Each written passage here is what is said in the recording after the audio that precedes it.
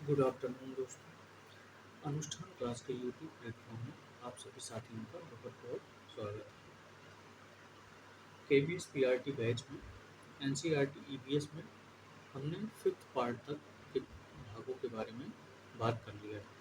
कल हमने PDF से पढ़ाया था। आज हम अपने नोट से पढ़ाएंगे क्योंकि PDF में कुछ पॉइंट आपको नहीं दिए गए थे। ठीक है, तो आइए आज हम पढ़ेंगे वनस्पति जगत के बारे में। ठीक है, जो कि क्लास 1 से लेकर 5th तक के बुक के सारे पार्टों को इसमें लिखा गया है। सबसे पहले टॉपिक है आपका वनस्पति जगत। और वनस्पति जगत में सबसे पहले हम पढ़ेंगे रेगिस्तानी ओक के बारे में। इसके बारे में पढ़ेंगे रेगिस्तानी ओक, जिसे मरुस्थलीय बलूत भी कहा जाता है। रेगिस्तानी ओक को क्या कहा जाता है? मरुस्थलीय बलूत। वनस्पति आप जानते हैं कि ऑक्सीजन और कार्बन डाइऑक्साइड दोनों का निष्कासन करता है, और साथ में कार्बन डाइऑक्साइड और जल को लेकर क्या बनाता है? भोजन बनाता है, जो कि हम इसके बारे में पिछले लेक्चर में पढ़ चुके हैं।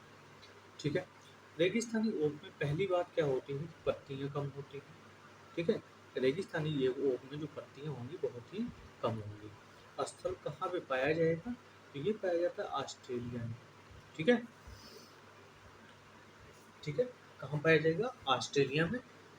और ऑस्ट्रेलिया में कहाँ? शुष्क व बंजर क्षेत्रों में पाया जाएगा। कहाँ पे? शुष्क व बंजर क्षेत्रों में। तना जो है स्कूल की छत के बराबर 10 से 12 फीट होता है, या लगभग 4 मीटर के बराबर मान सकते हैं। ठीक है, जल संचय। तने का काम क्या है? जल का संचयन करना, जल को इकट्ठा करना। जड़ें, जड़ें इसकी किस प्रकार से होती हैं? तो तने की 30 गुना गहरी जड़ें होती हैं। तने की 30 गुना, इसका मतलब है 10 फुट का 30 गुना कितना होगा? 300 फुट होगा। तो जड़ें 300 फुट गहरी होती हैं। रेगिस्तानी ओक में जल का संग्रहण तने में। ठीक है, जल का संग्रहण तने में होता है। इसके जड़ें पानी की खोज में कहाँ तक जाती हैं? गहराई तक जाती हैं। ठीक है, केवल पानी खोजने के लिए इसकी जड़ें गहराई तक जाती हैं। इसकी हानि क्या है? यानी इससे हमारे पर्यावरण को क्या नुकसान है? तो स्थानीय निवासियों के सामने पेयजल संकट हमेशा बना रहता है। ठीक है, और साथ में जब पेयजल संकट बना होता है तो इसका उपयोग पेयजल में स्थानीय लोग करते हैं। ऑस्ट्रेलिया में मरुस्थल क्षेत्रों का विस्तार इसीलिए हुआ है, रेगिस्तानी ओक के कारण ही वहाँ पर मरुस्थलीय क्षेत्रों का विकास ज़्यादा हुआ है। इसलिए ऑस्ट्रेलिया के जो मरुस्थल हैं उन्हें प्यासी धरती की भूमि कहा जाता है। क्या कहा जाता है? प्यासी धरती की भूमि। अब हम पढ़ेंगे घटपर्णी, जो कि सबसे इम्पोर्टेंट पार्ट है, जिसे कीटभक्षी पौधा कहते हैं। ठीक है, क्यों? कीटभक्षी पौधा घड़े के आकार का होता है, साथ में इसे शिकारी पौधा भी कहते हैं, और हम कह सकते हैं कि यह एक चालाक पौधा है। अब ये होगा कैसे? घटपर्णी होता कैसे? ठीक है, घटपर्णी हरे रंग का होता है। पाया कहाँ पे जाएगा? ऑस्ट्रेलिया में पाया जाएगा, इंडोनेशिया में, भारत और मेघालय में। ठीक है, ऑस्ट्रेलिया में, इंडोनेशिया में, भारत, मेघालय। इंडो, इंडो और इंडिया दोनों का एक ही नाम है, तो इंडो से इंडिया आप लगा सकते हैं। ठीक है, मेघ, इंडो और इंडिया में मेघ की वर्षा बहुत ज़्यादा होती है।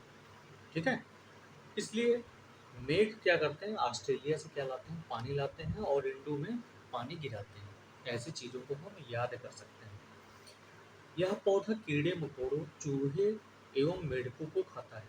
यानी जितने भी छोटे जीव होंगे, कीड़े मकोड़े होंगे, चूहे होंगे, मेढक, उनको आसानी से क्या कर जाता है? आसानी से ये खा जाता है। ठीक है, कीड़े मकोड़े, चूहे और मेढकों को आसानी से खाता है। नोट पॉइंट में क्या है? ये पौधे वहाँ पाए जाते हैं जहाँ नाइट्रोजन का अभाव होता है। ठीक है, इनका काम है नाइट्रोजन की पूर्ति करना। ठीक है, इसलिए क्या करते हैं? नाइट्रोजन, अब नाइट्रोजन की मात्रा किस में ज़्यादा होगी? नाइट्रोजन की मात्रा होगी जीवों में। इसीलिए वो ऐसे पौधे, घरपर्णी पौधे क्या करते हैं? जीवों को अपना आहार बनाते हैं। आगे आपका यही पॉइंट लिखा है कि नाइट्रोजन की पूर्ति करने के लिए ये क्या करते हैं? ऐसे पौधे जीवों का शिकार करते हैं। साथ में अब जीव कैसे आकर्षित होंगे? क्वेश्चन ये भी बनता है कि जीव इस घृतपर्णी पौधे के पास आएंगे क्यों, जब ये इतना खतरनाक है? तो मेन चीज है कि ये पौधा विशेष प्रकार की गंध निकालता है। जिससे जीव क्या होते हैं, इसकी ओर आकर्षित होते हैं और आसानी से चले जाते हैं। पौधे का आकार कैसा होता है? पौधा लंबा घड़ेनुमा आकृति का होता है। यह पौधा प्रकाश संश्लेषण द्वारा भी भोजन बनाता है। यानी घरपर्णी पौधे ऐसे होते हैं जो स्वयं भी भोजन बनाते हैं, साथ में जीवों को आहार के रूप में भी ग्रहण करते हैं। एग्जाम्पल आ गया नीपेंथीस। नीपेंथीस को इसीलिए स्वपोषी और विषमपोषी दोनों जीव कहा जाता है। ड्रोसेरा हो गया, यूटिकुलेरिया हो गया, वेनस फ्लाई ट्राइब हो गया। ठीक है, वेनस फ्लाई ट्राइब। ठीक है, नीपेंथीस, ड्रोसेरा। सेरा ने कुल सेरा ने यूटिकुल से क्या लिया? फ्लाई किया। सेरा ने यूटिकुल से फ्लाई किया। ठीक है, तो ऐसे हम उदाहरण को याद कर सकते हैं एक ट्रिक बनाकर कि अगर डोसेरा का सेरा ले लें, यूटिकुलेरिया का यूटिकुल ले लें, ठीक है, और यहाँ से फ्लाई करना ले लें, तो हम चीज़ों को बना के याद कर सकते हैं, ट्रिक बना के याद कर सकते हैं। ठीक है, वेलक्रो। वेलक्रो क्या है और इसका आविष्कार किसने किया? वेल्को का आविष्कार किया जॉर्ज मेस्ट्रल ने। ठीक है, जॉर्ज मेस्ट्रल। ठीक है, मेस्ट्रल। तो मिस्टर ऐसे याद कर सकते हैं कि मिस्टर ने वेलक्रो बनाया। मिस्टर ने क्या बनाया? बेल बनाया। मिस्टर ने बेल बनाया। तो वेल्को किसने आविष्कार किया है? जॉर्ज मेस्ट्रल ने 1948 में। ठीक है, बीज के हुक और कुत्ते पर ये चिपके हुए होते हैं। कुत्ते पर इनके जो बीज होते हैं वो चिपके हुए, जिसे देखकर इन्होंने वेल्को का आविष्कार किया। और इसका आविष्कार हुआ था कहाँ पर? स्विट्जरलैंड में। ठीक है, अगला जो पौधा है, आर्किड पौधा है। कैसा पौधा है? आर्किड पौधा है। आर्किड पौधा जो होता है, आर्किडेसी परिवार से होता है। आ से आर्किड और आर्किड से ही आर्किडेसी बनाया गया है। तो ये आर्किडेसी परिवार से संबंधित होता है। पाया कहाँ जाएगा? उष्णकटिबंधीय क्षेत्रों में। ठीक है, कीड़ा। कीड़ा गर्मियों में ज़्यादा आते हैं। तो गर्मी का मतलब होता है उष्ण। तो ऐसे पौधे उष्णकटिबंधीय क्षेत्रों में बहुत ज़्यादा पाए जाएंगे। फूलों सुगंध फूल इसके सुगंधित होते हैं। तो फूलों का उपयोग सुगंध में, पत्ते और औषधियों में किया जाता है। स्थलीय तथा अन्य पौधे पर भी उग जाते हैं। आर्किड पौधे ये किसी न किसी पौधे पर सहजीवी होते हैं, इसलिए स्थलीय या अन्य पौधों पर भी आसानी से क्या होते हैं? उगे रहते हैं, जम जाते हैं। अब देखते हैं खेजड़ी। खेजड़ी इम्पॉर्टेंट क्या है इसमें? खेजड़ी में सबसे पहले कहानी विख्यात है कि इसमें 363 महिलाएं जो थी, वो खेजड़ी वृक्ष को बचाने के लिए इन्होंने एक आंदोलन चलाया था। ठीक है, और ये आंदोलन कहाँ पे चलाया गया था? खेजीली गांव में, जहाँ पर खेजड़ी वृक्षों को बचाने के लिए आंदोलन चलाया गया था। और इस आंदोलन को चलाया था अमृता देवी बिश्नोई ने। क्योंकि खेजड़ी, जड़ी से हमें क्या मिलता है? जड़ी से को अगर पेस्ट बना लें तो अमृत बन जाता है। ठीक है, तो जड़ी अमृत के समान है। ठीक है, 31 की जड़ी, 31 की जो जड़ी है अमृत के समान है। तो खेजड़ी सन 1731 में अमृता देवी बिश्नोई ने क्या चलाया? एक आंदोलन चलाया खेजड़ी बिच्छू को बचाने के लिए। कहाँ पर पाया जाता है? राजस्थान राज्य के थार रेगिस्तान में पाया जाता है। जहाँ पे लोग राज करते हैं, तो जड़ी जड़ी क्या बनाती है? अमृत। अमृत, और अमृत कौन पीता है? राजा लोग।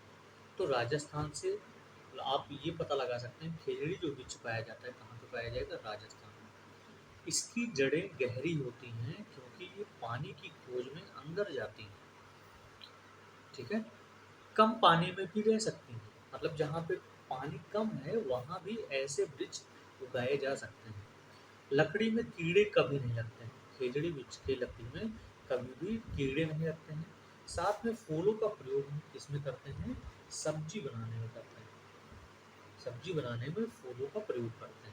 छाँव में स्थानीय बच्चे खेलते हैं।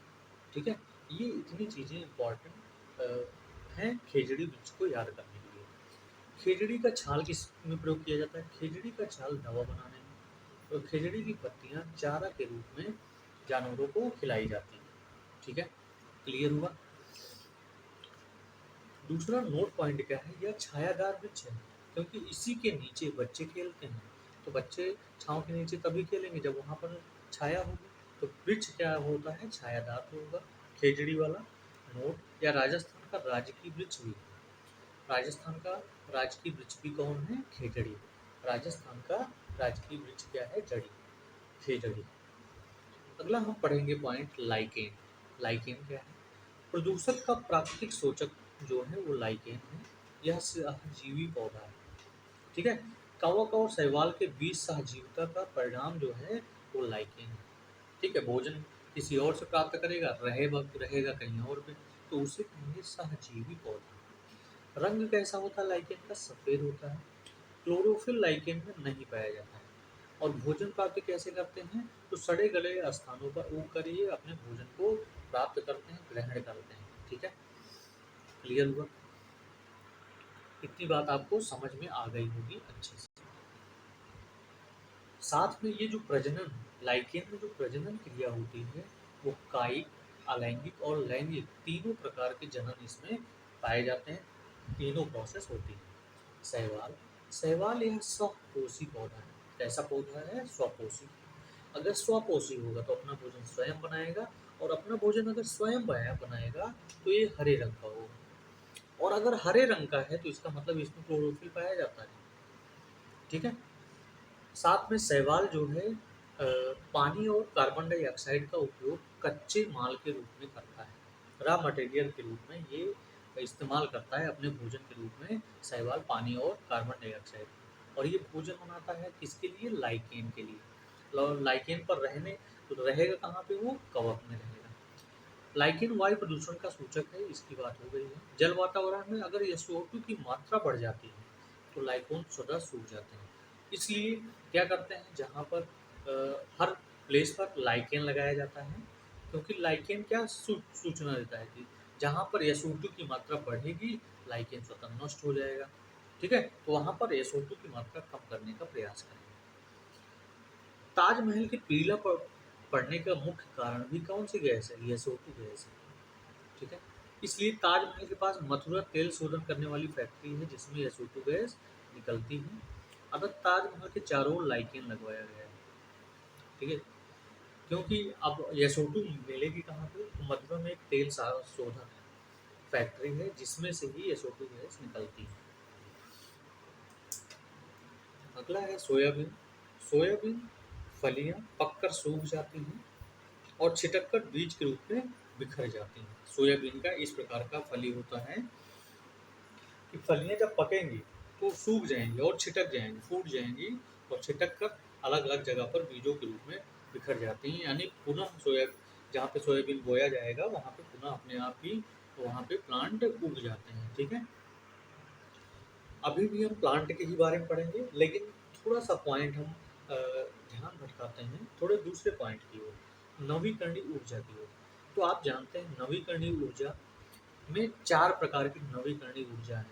सौर ऊर्जा, पवन ऊर्जा, भूतापीय ऊर्जा और ज्वारीय ऊर्जा। ठीक है। अब बात करेंगे इसमें जट्रोफा की। फिर से हम प्लांट पे अब आ जाएंगे। जट्रोफा, जट्रोफा ब्राज़ील का पौधा है। जट्रोफा कहाँ का पौधा है? ब्राज़ील का। यानी तोहफा है।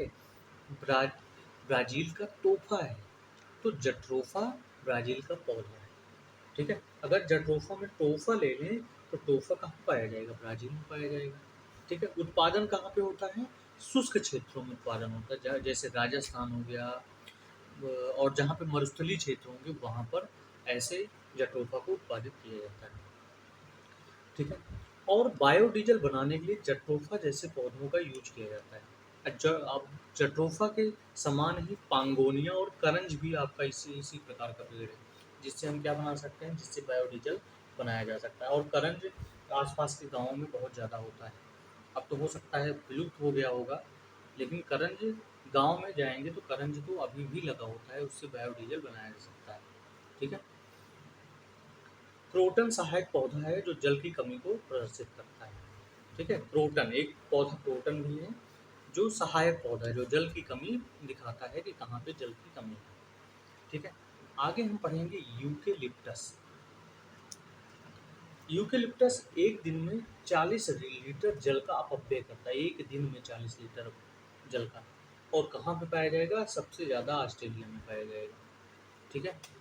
इसीलिए यूकेलिप्टस क्योंकि 40 लीटर जल का अपव्यय करता है, इसीलिए पारिस्थितिकी तंत्र का या सामाजिक वानिकी का इसे आतंकवादी कहा जाता है। ठीक है, आतंकवादी लोग क्या करते हैं, नष्ट कर देते हैं वहाँ पर जनजीवन धन को नष्ट कर देते हैं।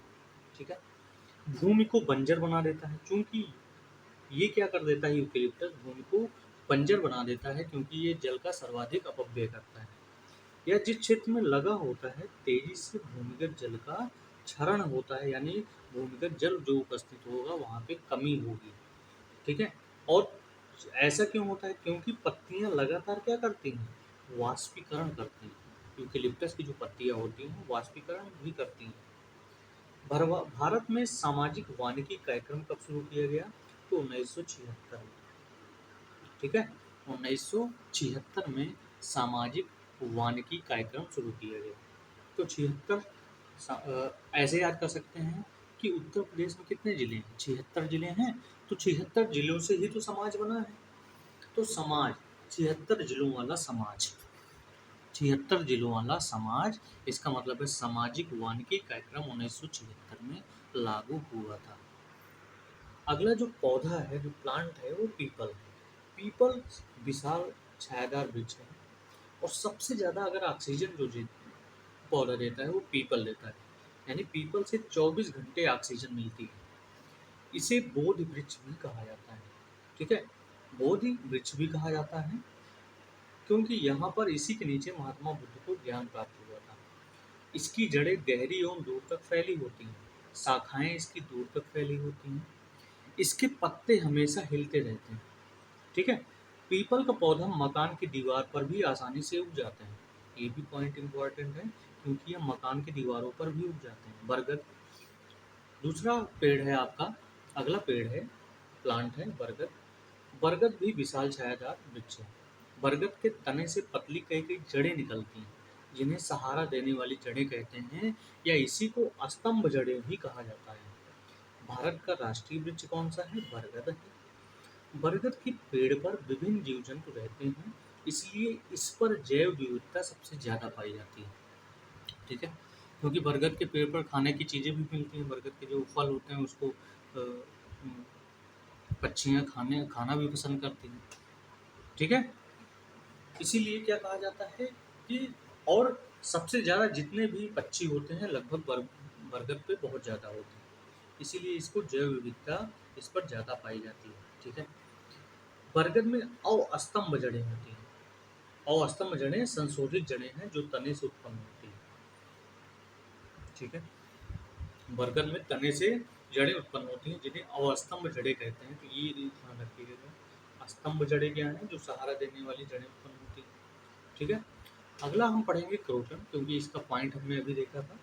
तो क्रोटन क्या करता है, जल की सूचना देता है। क्रोटन, क्रोट, ठीक है, क्रोटन क्या करता है, जल की सूचना देने वाला पौधा है। क्रोटन की जड़ें जो होती हैं कैसी होती हैं, उथली होती हैं। जब खेतों में नमी कम हो जाती है तो इससे क्रोटन सूख जाता है, तब पता चल जाता है मुख्य फसल की सिंचाई करनी। ठीक है, क्रोटन क्या करता है, जब खेत में आसपास की नमी खत्म हो जाएगी तो क्रोटन जो है सूख जाता है जल्दी। ठीक है, तो इससे हम ये बता सकते हैं कि अब मुख्य फसल की सिंचाई करनी पड़ेगी। ठीक है, अगला पौधा है आपका सीता अशोक। शहरी क्षेत्रों में सड़कों के किनारे लगाया जाता है सीता अशोक जो है, क्योंकि ये क्या करता है, प्रदूषण को नियंत्रित करता है। इसीलिए सीता अशोक वृक्ष को शहरों के किनारे किनारे पर लगा दिया जाता है। ठीक है, इसी के साथ ये लेक्चर आप समाप्त होता है। आपने देखा था जो पिछले लेक्चर में हम प्लांट के बारे में, जिन प्लांट के बारे में नहीं चर्चा कर पाए थे, वो सारी चीज़ें इसमें कवर हो चुकी हैं। ठीक है, अब हम बात करेंगे मानव आवास के बारे में। मिट्टी के घर कैसे होते हैं, अलग अलग जगह पर घर कैसे बनाए जाते हैं, बांस या लकड़ी का घर कहाँ पे होगा, लकड़ी और पत्थर के घर कहाँ पे होंगे। ठीक है, लद्दाख के घरों की विशेषता क्या है। ठीक है, चांगपा कैसे बनाया जाता है, इग्लू कैसे होता है, ये सारी चर्चा अगले लेक्चर में की जाएगी। तब तक के लिए इस लेक्चर के साथ अपने ज्ञान को बढ़ाइए, अपने टॉपिक को अच्छे से तैयार करिए, कई बार रिवीजन करिए चीज़ों को, तो आप श्योर है कि आपके सिलेक्शन जो है श्योर हो जाएंगे, उसमें कोई डाउट भी नहीं रहेगा।